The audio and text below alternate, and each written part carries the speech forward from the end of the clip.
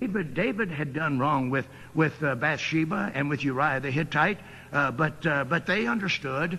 They understood where their loyalties were. And did you know it's only just a few days later until David and the 600 are back in Jerusalem, and Absalom is dead, and David and the 600 are back in Jerusalem again. This lets us know that when God raises up a man, the Lord said, "They that bless you, I'll bless." Did God bless the 600? Not a one fell in battle. An arrow couldn't find one of them. Not an enemy that shot an arrow could touch one of those 600 men. Not a Philistine sword could kill one of those 600 men. Well, don't you know there's a reason why some saints of God survive their battles?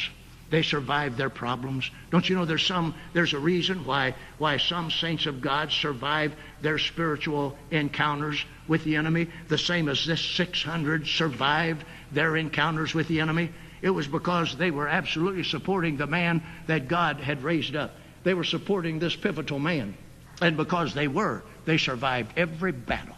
There's a reason why some saints go down in defeat. There's a reason why some saints are so weak. There's a reason why some saints are so wishy-washy. There's a reason why some saints are strong for years and then become weak and then go down in defeat. It's because it was only when Joab, that had been strong for years, turned against David, that he went down in defeat. And Solomon had him killed between the horns of the altar. See, there's a reason why saints of God go down in defeat.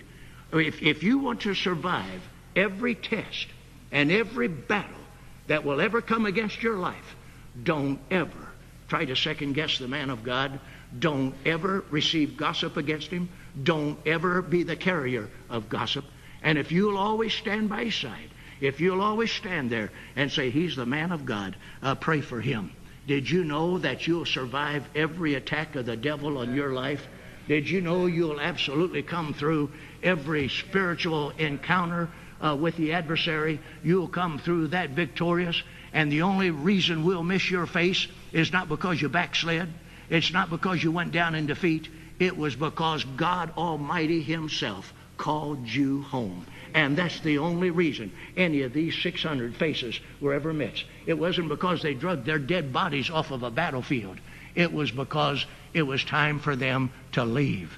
And they, one by one, God called them home. It was not an enemy that brought them down. And Paul said, "Whatsoever things was written aforetime was written for our learning, that we through patience and comfort of the Scriptures might have hope." There's a reason that up until this moment I have survived every encounter with the adversary that I've been engaged in. And it's because I've always recognized the man of God and stood with him. I refuse to castigate him. I refuse to destroy him. I refuse to cut him down. And I have come through victorious all of my encounters. And if you remember what Brother Goodwin just said, I don't care what kind of a battle you go through. I don't care what kind of an encounter it is. As long as you're not challenging or arguing with me, but you're standing there supportive of my ministry, then God will give you the victory.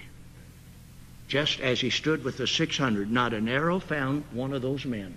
Not a sword touched them with a mortal wound, a fatal wound. Not a lance was able to thrust them through. The only way they could leave was because God called them home one at a time. It was not an enemy that did it. Amen. See, saints of God that are weak are on the outer circle. Saints of God that leave the church are those that really don't support the man of God. They're not supportive.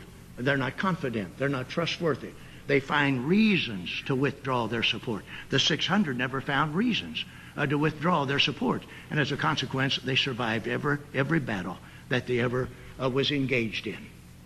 The only reason Joab went down in defeat was because he withdrew his support from David and began to challenge David and sided in with Abiathar, wasn't it? Not Absalom, but the other son, Adonijah, and began to side in with Adonijah. When you side in with an individual that's opposing David or any man that God raises up, the chances are that you will go down too.